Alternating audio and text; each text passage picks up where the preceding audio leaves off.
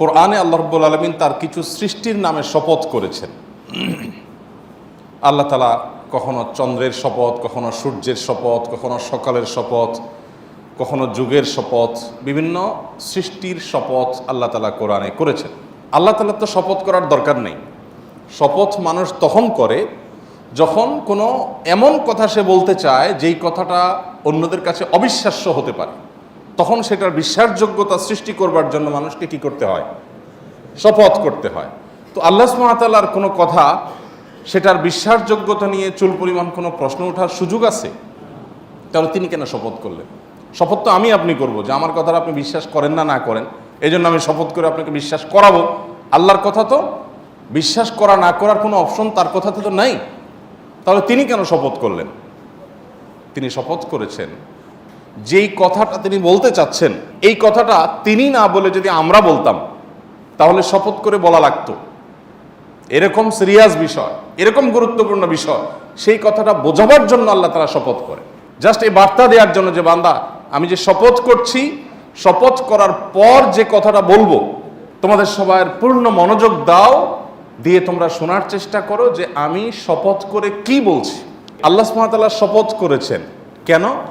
এই কথা বোঝাবার জন্য যে বান্দা আমি শপথ করে যেই কথাটা বলতে যাচ্ছি, এই কথাটা তোমরা কেউ বললে কিন্তু শপথ করে বলা লাগতো, এত বড় ব্যাপার। অতএব তোমরা বোঝার চেষ্টা করো যে শপথ করে বলা জিনিসটা আর সাধারণ বলা জিনিস একরকম না, এটার গুরুত্ব অনেক বেশি। এই গুরুত্ব বোঝাবার জন্য আল্লাহ শপথ করেন, বিশ্বাসযোগ্যতা সৃষ্টি করবার জন্য আল্লাহ তাআলা শপথ করেন না। কারণ আল্লাহ তাআলা বিশ্বাসযোগ্যতা সৃষ্টি করার দরকার নাই। এখন আল্লাহ তাআলা যে সৃষ্টিগুলোর নামে শপথ করেন সেটার বৈশিষ্ট্যটা কি, সেটার তাৎপর্যটা কি? সেটার তাৎপর্য হলো আল্লাহ কোনো সৃষ্টির নামে শপথ করার মানে হলো এই সৃষ্টিটা মহৎ, বিশাল, এটা অনেক বড়, এটা বোঝান আল্লাহ তাআলা। যেমন আল্লাহ রাব্বুল আলামিন ফজরের শপথ করেছেন, ওয়াল ফজর, এবং ফজরের শপথ, তার মানে অন্য নামাজের চাইতে এই নামাজের আলাদা তাৎপর্য আছে, এই জন্য আল্লাহ এটার নামে শপথ করেছেন। আল্লাহ সুবহানাহু ওয়া তাআলা শপথ করেছেন ওয়াস-সুবহ, সকালের শপথ, ভোরের শপথ, প্রভাতের শপথ। এর মানে অন্য সব সময়ের চাইতে এই প্রভাতের সময়টার একটা আলাদা তাৎপর্য আল্লাহর কাছে আছে। তো আল্লাহ তাআলা এরকম একটা শপথ করেছেন, ওয়াল ফাজরি ওয়া লায়ালিন আশর, ফজরের শপথ এবং 10টি রাতের শপথ। সূরা ফজর আয়াত নম্বর 2।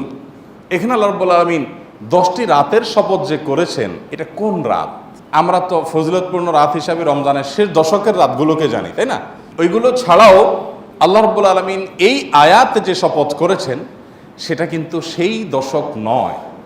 এই আয়াতের তাফসীর সম্পর্কে গোটা পৃথিবীতে আল্লাহর কালাম, আল্লাহর নবীর পরে সবচেয়ে বেশি বুঝছেন কে? আল্লাহ নবী সাল্লাল্লাহু আলাইহি সাল্লামের পরে কোরআনের ব্যাখ্যা সবচেয়ে ভালো বুঝতেন কে? আব্দুল্লাহ ইবনে আব্বাস রাদিয়াল্লাহু তাআলা আনহু। কেন ভালো বুঝতেন? কারণ নবী করিম সাল্লাল্লাহু আলাইহি সাল্লাম নিজে তার জন্য দোয়া করছেন, আল্লাহুম্মা আল্লিমহুল কিতাব আল্লিমহুত তাওয়িল, আল্লাহ এই ছেলেটাকে আপনি কোরআনের ব্যাখ্যার জ্ঞান দিয়ে দেন। আল্লাহ এমন দাওয়া দিয়েছেন যে ওনার ব্যাখ্যা ছাড়া কোরআন বোঝা এটা খুব টাফ। তো তিনি আব্দুল্লাহ ইবনে আব্বাস রাদিয়াল্লাহু তাআলা আনহু, তাফসীর ইবনে কাসিরে আসছে, তিনি ওয়ালায়ালিন আশ এর ব্যাখ্যায় বলেছেন যে 10টি রাতের শপথ আল্লাহ এখানে করে বোঝাতে চেয়েছেন জিলহজের প্রথম 10টি রাতকে। সেটা শুরু হচ্ছে সামনের এই সোমবার কিংবা মঙ্গলবার থেকে। এই 10টি রাতের শপথ আল্লাহ রাব্বুল আলামিন করেছেন। তাহলে আমরা কি বার্তা পেলাম? যে এই 10টি রাতের তাৎপর্য আল্লাহর কাছে এত বেশি যে আল্লাহর হাজার হাজার লক্ষ লক্ষ সৃষ্টির মধ্যে এই 10টি রাতের নামে শপথ করার মানে হলো এটা অন্য যে কোনো সৃষ্টি বা যে কোনো সময়ের চাইতে অনেক বেশি গুরুত্বপূর্ণ। তাহলে একটা মর্যাদা আমরা বুঝতে পারলাম। আমরা কি সেই মর্যাদাটা দেই রমজানের এই জিলহজের প্রথম 10 দিনকে? জিলহজের প্রথম 10 দিন আসলে আমরা সাধারণত এটাকে 2টা কাজের সময় বা মৌসুম মনে করি। এক কোরবানি, আরেকটা হলো হজ। জিলহজ মাস এর চাঁদ দেখা গেছে, সাথে সাথে পত্রিকাগুলোর নিউজ হয় কি, গতকাল বাংলাদেশে আকাশে চাঁদ দেখা গেছে। জাতীয় চাঁদ দেখা কমিটির বৈঠকে এই ঘোষণা বা সিদ্ধান্ত গৃহীত হয়েছে। অতএব আগামী অমুক তারিখ পবিত্র ঈদুল আজহা, গোসল খাইতে পারবেন আপনারা অমুক তারিখে, সুসংবাদ গ্রহণ করেন। এ হলো নিউজের সামারি, তাই না? অথচ নিউজ হওয়া দরকার ছিল কি, জিলহজের চাঁদ দেখা গেছে গতকাল, এর মধ্য দিয়ে মুসলমানদের জন্য ইবাদতের একটা মৌসুম শুরু হলো। বহুবিধ আমল করে মুসলমানরা এই দশককে উদযাপন করেন, পালন করেন এবং এই দশককে অর্থবহ করে তোলার চেষ্টা করেন। এ হলো আমাদের সমাজের বাস্তবতা, উঠে আসবে, তাই না? এখন জিলহজের চাঁদ উঠলে আমাদের মাথায় আসে, আমাদের স্মৃতিতে আসে গরুর ছবি আর ছাগলের ছবি, ঠিক না? ঠিক বলেন। কোরআনের পাতা, তসবির দানা, জায়নামাজ, দোয়া, চোখের পানি, এই স্মৃতিগুলো কি আমাদের মাথায় ভাসে? তার মানে কি আমরা সঠিক জায়গায় আছি? জিলহজের প্রথম দশকের চাঁদ ওঠার সঙ্গে সঙ্গে আমার স্মৃতিতে যা ভাসা উচিত তা কি ভাসছে? ভাসছে যেটা, সেটা ঠিক আছে, কিন্তু শুধু সেটা ভাষাটা ভুল। জিলহজের প্রথম দশকের চাঁদ ওঠা মানেই হলো দাঁতে কচমচ করা গোশত খাবো। কেন গোশত খাবেন? ভালো কথা। গোশত খাওয়ার আগে কাজ করেন, কাজ না করে খাবেন কোত্থেকে? আল্লাহ, কখনো কখনো আল্লাহর বান্দাদের থেকে আল্লাহ এমন এমন কথা বলায় নেন যেটা আসলে ইমান জায়গা নিয়ে। গত কয়েকদিন আগে আমার মা বেড়াতে আসছেন, উনি একটা কথা বললেন। সকাল নাস্তা করতে করতে 10টা-11টা বেজে গেছে। নাস্তা করার পর আবার একটু পরে জোর পরে দুপুরে খানা খাইতে বসলাম আমরা। তো আম্মা হঠাৎ করে বললেন যে, বাবা, নাস্তা খাওয়ার পর থেকে দুপুরে খাইতে বসলাম, একটু আগে নাস্তা খেলাম, এখন আবার ভাত খাইতে বসলাম। এর মধ্যে কি এমন কাজ করছি যে আমি আবার ভাত খাওয়ার উপযুক্ত হয়েছি? নাস্তা খাইছি কেন? শরীরে এনার্জি তৈরি করছি, এই জন্যই তো। এই এনার্জি দিয়ে আল্লাহর কে ইবাদত করছি যে আল্লাহর আরেকটা নামে তখন খাইতে বসছি? কোন মুখে? আগের যেটা খেয়েছি সেটার একটা হক তো আদায় করবো, কিছু ভালো কাজ তো করবো, তারপরে না আবার এনার্জির জন্য আমি খাওয়া দাওয়া করব। আগেরটা করছি, করে এখন আবারটা খেতে বসছি, মাঝখানে আমার অ্যাচিভমেন্টটা কি, অর্জনটা কি? আমি চিন্তা করলাম যে কত বড় কথা, অথচ এটাই বাস্তবতা যে আমি কোরবানির গোশত খাবো, দাঁত কসমস করছি, ভালো কথা। তার জন্য আমি কি অ্যাচিভমেন্ট করেছি, আমার অর্জনটা কি? যে আমি আল্লাহর দেওয়া নেয়ামত, আল্লাহ তো কোরবানির গোশতটা আমাদেরকে খেতে দিয়েছেন, এটা হলো হাদিয়া, এটা হলো আল্লাহর তরফ থেকে আমাদের জন্য। কি কিভাবে হাদিয়া? দুনিয়াতে এমন কোন দান আছে যে দানকারী নিজে আবার খায়? আছে কোনো দান? আপনি মসজিদে টাকা দিছেন, এখন এই টাকার মালিক কে? কে মালিক? না মসজিদ কমিটি? মসজিদ কমিটি মালিক? তো মালিক হলে তো মসজিদ কমিটি বাড়িতে নিয়ে যেতে পারতো। মালিক কে? আল্লাহ। আমরা মসজিদে টাকা দেওয়ার মানে হলো আল্লাহ আপনাকে খুশি করার জন্য দিলাম, আপনাকে তো ডাইরেক্ট দেওয়ার সুযোগ নাই, আপনার ঘরে আমি দিলাম, এটা আপনাকে দিলাম, বিনিময়ে আবার আপনার কাছ থেকে নেব, তাহলে আল্লাহর সাথে গিভ এন্ড টেক হচ্ছে, তাই না? মসজিদ কমিটি শুধুমাত্র সেটার আল্লাহর প্রতিনিধি হিসাবে সেটা ইউটিলাইজ করেন, কিন্তু মালিক কে? এই জন্য কোনো লোক যদি মসজিদে দান করে, মাদ্রাসায় দান করে, কোনো গরিবকে দান করে আবার দানের কোনো ধাপ দেখায়, তাহলে তার দান আল্লাহ গ্রহণ করেন না। কেন গ্রহণ করেন না? কারণ তুমি তো আমাকে দাও নাই, তুমি সেখানে দিয়ে ভাব ধরেছ যে এটা তো আমার দান, আমার দেওয়া, এবং সেটার ফিডব্যাক তুমি আশা করছো, তাহলে আমার কাছে তুমি আর আশা করতে পারো না। আমার জন্য দিয়ে থাকলে শুধু আমার কাছে আশা করবা, আর কারো কাছে কিছু আশা করবা না। তো আল্লাহ রাব্বুল আলামিনের দান, আল্লাহর জন্য দেওয়া, যত অপশন আছে আপনি দেখেন। আপনি একটা গরিবকে কিছু টাকা দিলেন, দেওয়ার পর আবার সেটা আপনি ফেরত নিতে পারেন? এটা তার হয়ে যায়। মসজিদে দিয়ে দিয়েছেন, মসজিদের হয়ে গেছে। মাদ্রাসা দিয়ে দিয়েছেন, মাদ্রাসার হয়ে গেছে। যত দান আছে দেওয়ার পরে সেটা নেওয়ার সুযোগ আছে। একটা দান শুধু আছে, একটা দান, সেটা হলো কোরবানি। যে দান করার সময় আপনি বলছেন বিসমিল্লাহ আল্লাহু আকবার, আল্লাহুম্মা মিনকা ওয়া লাক, আল্লাহ এই পশু আপনার থেকেই পাইছি, আবার আপনার উদ্দেশ্যে এটা আমি জবাই করে দিছি, এর কোনো কিছু আমার আশা নাই, আমি আপনার উদ্দেশ্যে দিয়ে দিছি। এটা আমি নিজের বাসায় গোশত কিনতে হয় সেজন্য জবাই করি নাই, আমি আপনার নির্দেশ পালনার্থে জবাই করেছি। তাহলে এই গোশতগুলো মূলত আমাদের কাছে আর ফিরে আসার কথা? এটা তো সব আল্লাহর পক্ষ থেকে গরিবদেরকে দান করার কথা, তাই না? কিন্তু না, আল্লাহ কোরআনে বলছেন ফাকুলু মিনহা, কোরবানির গোশত থেকে তোমরাও খাও, তোমরাও খাও, আর ওয়াতআমুল কানিআ ওয়াল মু'তার, যাদের আছে আত্মীয় স্বজন তাদেরকেও দাও, প্রতিবেশীদেরকেও দাও, আবার অভাবী মানুষদেরকেও দাও। তার কি দাঁড়ালো? কোরবানির এই গোশতটা আমি জবাই করার সাথে সাথে এটা আল্লাহর জন্য করে দিয়েছি, বাট আল্লাহ বলছে বান্দা ওকে আমি পাইছি, এখন তোমাকে আবার একটু খেতে দিলাম, তাহলে দানের জিনিসটা আবার আমি পাচ্ছি, এটা আল্লাহর দান না? তো আল্লাহর দানটা পাওয়ার জন্য কি উপযুক্ততা তৈরি করছেন আপনি? আমাদের এই প্রশ্ন বিবেকে জাগা উচিত যে আমি কি উপযুক্ত তৈরি করেছি। এই জিলহজের প্রথম 10টি দিন ইবাদত বন্দিগি করার মাধ্যমে আল্লাহর সেই উপঢৌকন পাওয়ার উপযুক্ততা আমার মধ্যে তৈরি হবে। আমি শুধুমাত্র পানি সেচার সময় নয়, মাছ ধরার সময় হাজির হয়ে গেলাম, 10 দিন ইবাদত বন্দিগির খবর নাই, ঈদের সময় দাঁত কসকস করে গোশত খাইতে বসে গেলাম, এটা তো হতে পারে না। দেখেন, ইসলামের সৌন্দর্যের একটা দিক হলো এটি যে আপনি রমাদান জুড়ে ইবাদত করবেন, সারা রমাদান জুড়ে পরিশ্রম করবেন, এরপর আল্লাহ তাআলা বলবেন বান্দা জান্নাতের আনন্দ তো পরে, নগদ তোমাকে একটা ঈদ দিলাম, আনন্দ করো। বলেন ঈদের আনন্দের যে নির্মলতা, ঈদের আনন্দের যে আপনার অনুভূতি, এই অনুভবটা অন্য কোনো আনন্দে পাওয়া যায়? পাওয়া যায় না।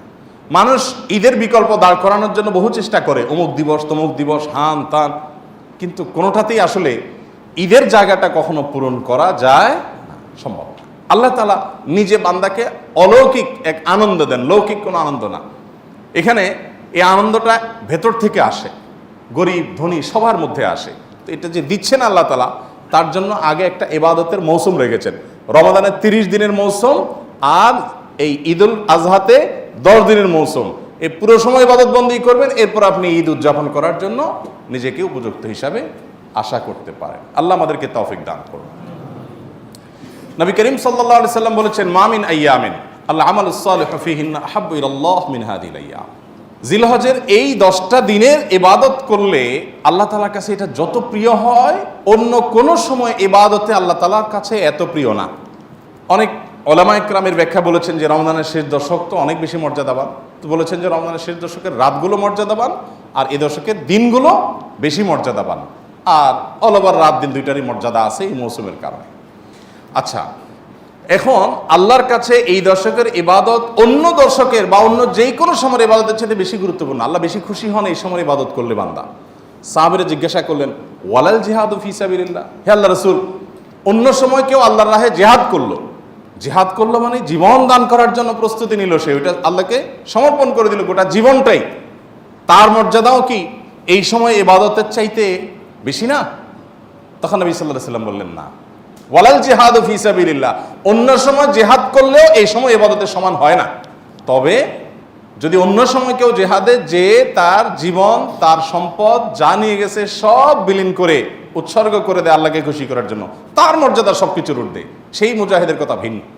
বাকি সাধারণ জিহাদের চাইতেও এই দশকের ইবাদতের মর্যাদা আল্লাহর কাছে অনেক বেশি। ভাইরা আমার, আমি খুব আকুতি করি সব জায়গায় সব সময় যে এই দশকের ইবাদত আমরা সাবকন্টিনেন্টের মানুষ আমরা জানি না। আমাদের মানুষকে জানাতে হবে, জানাবার জন্য কিছু কাজ করতে হবে। সাহাবীদের কেউ কেউ এই দশক শুরু হলে এই দশকের 10টা স্পেশাল আমল আছে, এই আমলগুলো করবার জন্য কেউ কেউ বাজারে চলে যেতেন, উদ্দেশ্য অন্যদেরকে জানানো। তো সেই দশকের আমলগুলো আমরা করবো তো ইনশাআল্লাহ। আমি সংক্ষেপে বলছি আমলগুলো কি কি। নাম্বার 1, আল্লাহকে বেশি বেশি স্মরণ করা, জিকির করা। আল্লাহ সুবহানাহু ওয়া তাআলা কোরআনে কারীমে বলেছেন, উযকুরুল্লাহ ফি আইয়ামিন মা'দুদাত, নির্দিষ্ট দিনগুলোতে তোমরা আল্লাহর জিকির করো, বেশি বেশি স্মরণ করো, আল্লাহর স্মরণটা বেশি বেশি হবে। এখন স্মার্টফোন, এটার এঙ্গেজমেন্ট আমাদেরকে আল্লাহর স্মরণ তো পরের কথা, দুনিয়ার অন্য কোনো কিছু স্মরণ করতে দেয় না। এজন্য এটা নিয়ন্ত্রণ করা ছাড়া মানুষ কখনো মুত্তাকি হওয়ার কোনো সুযোগ নাই। নেক্সট সূরাতে শয়তান আসে যে আমি তো ওয়াজ শুনি মোবাইলে, নেক্সট সূরাতে শয়তান আসে আমি তো কোরআন তেলাওয়াত শুনি। আরে ভাই, ওয়াজ শুনেন আর কোরআন তেলাওয়াত শুনেন, প্রত্যেকটা জিনিসের একটা লিমিটেশন আছে। ফরজ নামাজ চলে যাচ্ছে, আপনি মোবাইলে কোরআন তেলাওয়াত শুনতেছেন, সব হবে না গুনাহ হবে।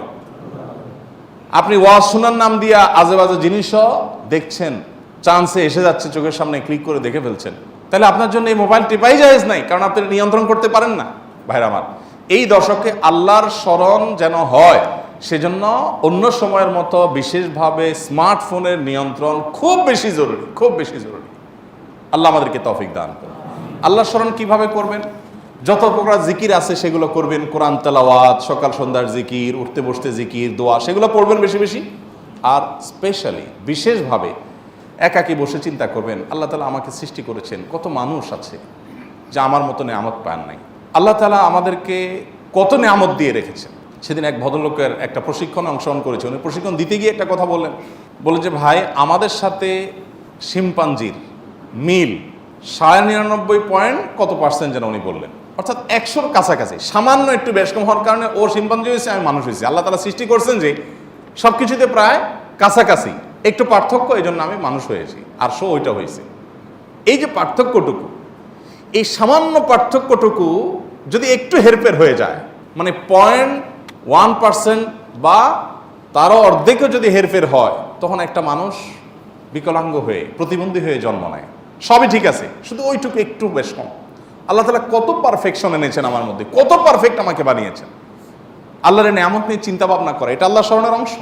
সেদিন এক ডক্টরের কাছে গেলাম, প্রফেসর, সিনিয়র মানুষ, তিনি দীর্ঘ সময় আমাকে বোঝাতে লাগলেন বিভিন্ন বিষয়, আল্লাহ কিভাবে আমাদেরকে সৃষ্টি করেছেন। আমি তো সায়েন্সের ছাত্র না, মুগ্ধ হয়ে গেলাম শুনে, সুবহানাল্লাহ, কিভাবে সম্ভব? আমরা যে খাবার গ্রহণ করি সেগুলো কতগুলো ধাপে মল হয়ে মূত্র হয়ে আমাদের শরীর থেকে বের হয়, তার আগের ধাপগুলো কি, কিভাবে এগুলো আল্লাহ রাব্বুল আলামিন এইভাবে সেট করলেন। এটা এইভাবে কাকতালীয়ভাবে হতে পারে না কোনো পরিকল্পনা ছাড়া। মলদার সম্পর্কে বললেন যে মলদার নিচে, এখানে আল্লাহ যদি পিঠে দিয়ে দিতেন, বুকে দিয়ে দিতেন, তাহলে আপনি কিভাবে আপনার শরীরের আবর্জনাগুলো বের করতেন? কত কঠিন হতো। পারফেক্ট জায়গা আল্লাহ সেট করেছেন। আবার সেটাকে এমনভাবে আল্লাহ তাআলা তৈরি করেছেন যে মলমূত্র এমনিতে বের হয়ে যায় না, ওটা বন্ধ থাকে। আবার যাতে বের হওয়া সহজ হয় তার জন্য পানি যতটুকু প্রয়োজন মলের সাথে ততটুকু দেওয়া হয়, আঠালো পদার্থ তৈরি হওয়ার ব্যবস্থা করা হয়, না হলে এটা ছিঁড়ে যাবে, ফেটে যাবে। মানে কত কিছু যে আছে। প্রায় 2.5 ঘন্টা, আমি একটা রোগী, আমাকে উনি 2.5 ঘন্টা সময় দিলেন। অবশ্য রাতে অন্য রোগী ছিল না, কেউ, সব শেষ রোগী ছিলাম আমি। 2.5 ঘন্টা উনি আমাকে বোঝালেন এবং আমি মুগ্ধ হয়ে গেলাম, সব ভুলে গেছি আমি কাজ কাম বাদ দিয়ে। সুবহানাল্লাহ। বললেন যে ভাই, আল্লাহ তাআলা কি নিয়ামত আপনার ভিতর দিয়ে রাখছে, আপনি এটা বুঝেন তো আপনার কপাল সিজদায় অবনত এমনিতেই হয়ে যাবে। তো আল্লাহর স্মরণের অংশ হিসাবে এগুলোও, যে আল্লাহর কুদরত নিয়ে চিন্তা করা। আর সব বাদ দেন, আল্লাহ আমাকে হাত পা সুস্থ রেখেছেন। কত মানুষ অসুস্থ, কত মানুষ বিভিন্নভাবে আক্রান্ত। গত শুক্রবার, আগের শুক্রবার এই মসজিদে আশেপাশের বোধহয় হাউজিংয়ে থাকেন কোন এক ভাই এসে আমাকে চোখের পানি মুছতে মুছতে বললেন, ভাই 6,000 টাকা আছে আপনার মসজিদ কমপ্লেক্সের জন্য, সরি 8,000 টাকা আছে, এটা টাকাগুলো নেন। তো আমি নিয়ে আমাদের সহকারীকে দিলাম। ভদ্রলোক বললেন যে আমার একটা ছেলে ছিল, সে ব্যাংকে বোধহয় টাকা জমাইছে বা কেউ দিছে, সেখান থেকে সে বলছে এটা আমি মসজিদ কমপ্লেক্সে দেবো ওনাদের। তো ও 7,000 টাকার সাথে আমি 1,000 যোগ করলাম, এটা আপনি নেন। তো ছেলের কি হয়েছে? ও বলে যে ছেলে আপনার হাতে দিতে চাইছে, কিন্তু সে হাসপাতালে বেডে শুয়ে আছে। হাসপাতালে বেডে শুয়ে আছে ছেলেটা। কি হয়েছে তার? বলে যে ক্যান্সার আক্রান্ত। ক্যান্সার আক্রান্ত, 6 বছরের বাচ্চা, এবং সে লাস্ট স্টেজে আছে, শুধু মৃত্যুর জন্য অপেক্ষা করছি আমরা। তো আমার খুব খারাপ লাগলো, বললাম যে ছেলেকে দেখতে যাবো আমি। পরের দিন গেলাম হাসপাতাল, আলমানার হাসপাতালে গেলাম। হাসপাতালে যাওয়ার পর যে দৃশ্য দেখলাম আমি, ছেলেটা মারা গেছে কয়েকদিন আগে। এই এলাকার মহল্লার মানুষ উনি, এখানকার। তো সেই দৃশ্য দেখে আমার সাথে আরও একজন গেছেন, যারা গেছেন কেউ নিজেকে ঠিক রাখতে পারেন নাই।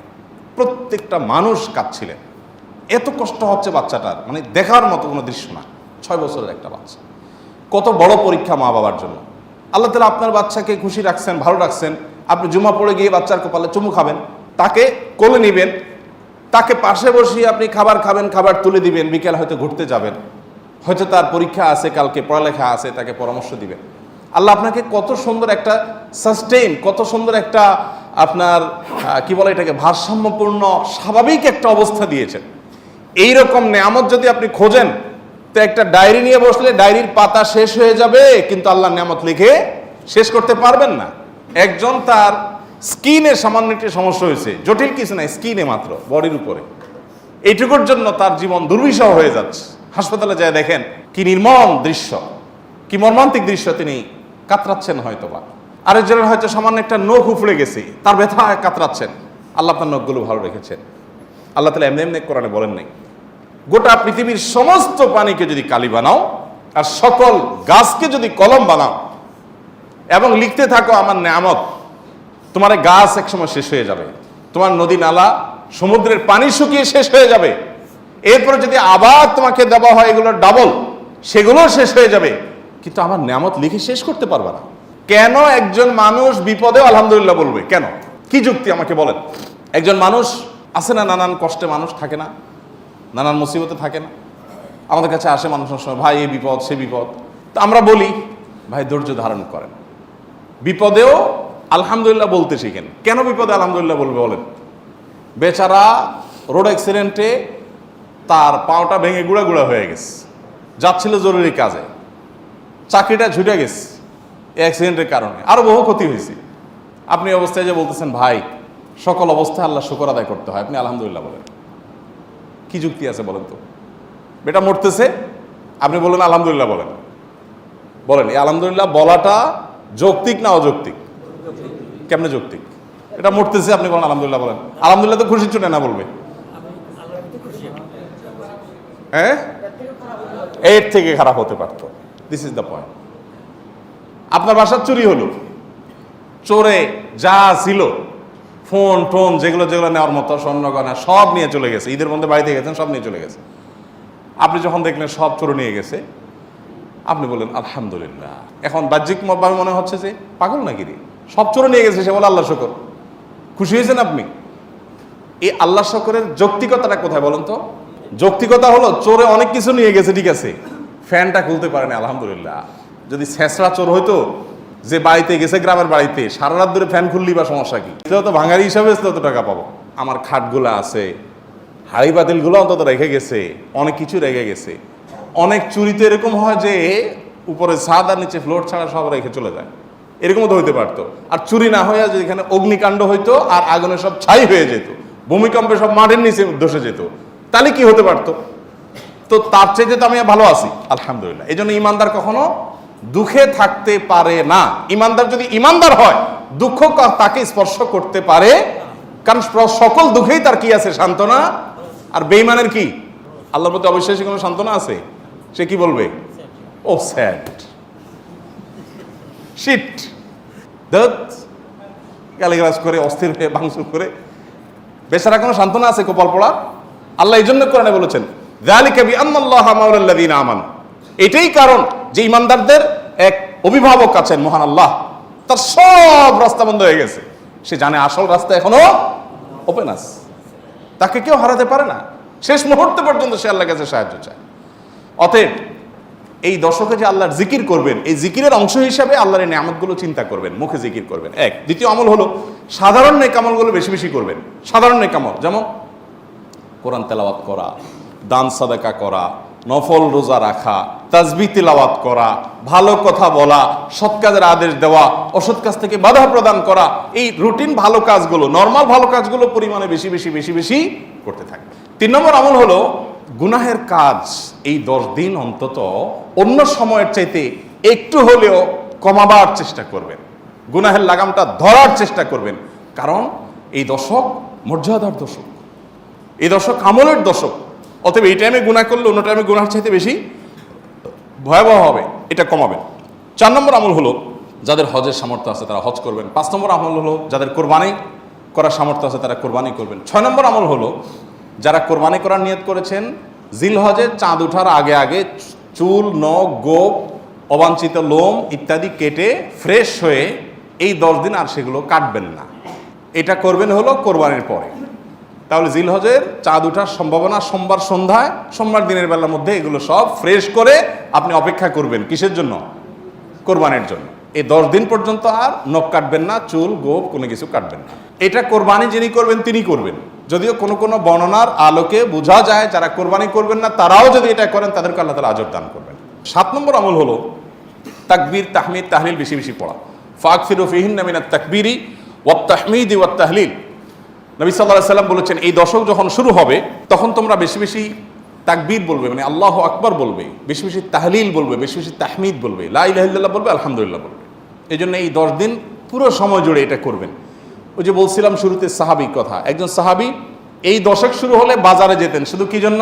এই আমলটা করার জন্য। বাজারে যেয়ে সবাই বাজারে কেনাকাটায় ব্যস্ত, উনি যাই উচ্চস্বরে বলতেন আল্লাহু আকবার, আল্লাহু আকবার, লা ইলাহা ইল্লাল্লাহ, আল্লাহু আকবার, আল্লাহু আকবার, ওয়ালিল্লাহিল হামদ। এর উনি বাজারে গিয়ে বলতেন। উদ্দেশ্য কি? অন্যদের যত স্মরণ। এখন আপনি ভূমিপল্লীতে কয়েকটা দোকান আছে অথবা চিটাগাঙ্গে বাজার আছে, আপনি বাজারে যায়া সবাই কেনাকাটায় খুব সিরিয়াস মুডে আছে, আপনি যাই যদি সেখানে জোরে জোরে বলেন আল্লাহু আকবার, আল্লাহু আকবার, লা ইলাহা ইল্লাল্লাহ, আল্লাহু আকবার, আল্লাহু আকবার, ওয়ালিল্লাহিল হামদ, কি হবে দৃশ্যটা বলেন তো? এটা আপনি যদি বলেন সবার মধ্যে, অনেক লোক বাজারে, মাঝ বাজারে জমজমাট, আপনি যাই জোরে জোরে এটা বললেন, কি করবে সবাই?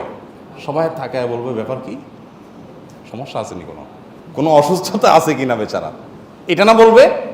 ওই যে সবাই যে অসুস্থ, সবার যে ইমানের রোগ, তাকওয়ার রোগ, এই জন্য সুস্থ মানুষকে কি মনে হয়?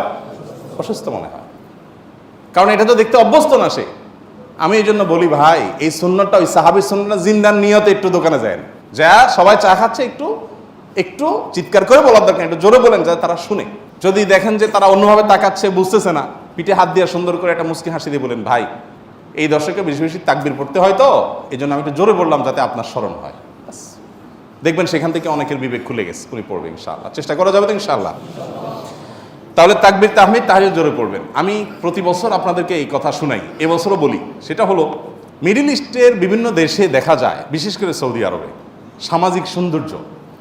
বিভিন্ন গলিতে যখন ঢুকবেন জিলহজের এই 10 দিন আপনি দেখবেন তাদের গেইটের ওখানে ছোট্ট একটা ওই যে ব্লুটুথ ডিভাইস লাগানো আছে, এখানে সারাক্ষণ তাকবীর সুমধুর কণ্ঠে চলছে, আল্লাহু আকবার আল্লাহু আকবার লা ইলাহা ইল্লাল্লাহ আল্লাহু আকবার আল্লাহু আকবার লিল্লাহিল হামদ, অথবা অন্য তাকবীর চলছে আল্লাহু আকবার কাবীরা ওয়াল হামদুলিল্লাহি কাসীরা ওয়া সুবহানাল্লাহি ওয়া বিহামদিহি বুকরাতাও ওয়া আসীলা। সব জায়গায় দোকানে যাবেন, মার্কেটে যাবেন, এখন আস্তে আস্তে সৌদি আরব থেকে এগুলো হারিয়ে যাচ্ছে, দুঃখজনক, কিন্তু ছিল এগুলো। এবং এখনও অনেক জায়গায় আছে যে দোকানদার ওই মৃদু কণ্ঠে এটা চালায় রাখছেন। আর আমাদের ঈদুল আজহা আসছে, এখন জাগানাকা গানের ছোটে আপনি হাঁটতে পারবেন না কোথাও। গরুর বাজার, ছাগলের হাট, গান চলে। এখানে আমি যখন ভূমিপলে ছিলাম, এইখানে যে বাজার হয়, আমি যাই থামাইছি 2 দিন, যাই সেখানে কমিটির লোকদেরকে ধরলাম, ভাই ঈদুল আজহা একটা ধর্মীয় দিবস, কাজটা ধর্মীয়, আর সেখানে আপনি জাগানাকা গান লাগায়া গরু বেচতেছেন, ছাগল বেচতেছেন। আল্লাহ তো বিবেক দিছে অন্তত, এখানে অন্য কিছু লাগান, এটা কিরে ভাই? আর আপনার গানের অত্যাচারে আশপাশে মানুষ ঘুমাইতে পারে না, থাকতে পারে না, এ কি মানুষ? এ কোনো মনুষ্যত্ব তো থাকার কথা না। 2 বার আমি গেছি শরীরে, এবং যা তাদেরকে অনুরোধ করে হাতে পায়ে ধরে বুঝায় থামাইছি। সারা বাংলাদেশে এই চিত্র, আপনি কয় জায়গায় যাবেন যে জাকানাকা গান চলছে, চলার কথা তাকবীর তাহমিদ তাহলিল। তো আমরা চেষ্টা করবো তো ইনশাল্লাহ তাকবীর তাহমিদ তাহলিল করার, বাচ্চাদেরকে শিখিয়ে দিব। আর আরাফাতের দিন সকাল থেকে, জিলহজের 9 তারিখ ফজর থেকে নিয়ে 13 তারিখ আসর পর্যন্ত প্রত্যেক নামাজের পরে একবার করে তাকবীর তাশরিকটা বিশেষভাবে পড়তে হবে, নারী পুরুষ সবাই। আর 9 নম্বর আমল হলো আরাফাত দিন রোজা রাখবেন। আরাফাত দিন রোজা রাখলে কি লাভ হবে? 1 বছর আগের আর 1 বছর পরের অগ্রিম, পরের বছর যদি বাঁচেন সেটারও ছোটোখাটো গুনাহগুলো আল্লাহ তাআলা মাফ করে দিবেন। আর 10 নম্বর আমল হলো ঈদুল আজহার সকল সুন্নাতগুলো আদায় করবেন। চেষ্টা করবো তো আমরা ইনশাআল্লাহ।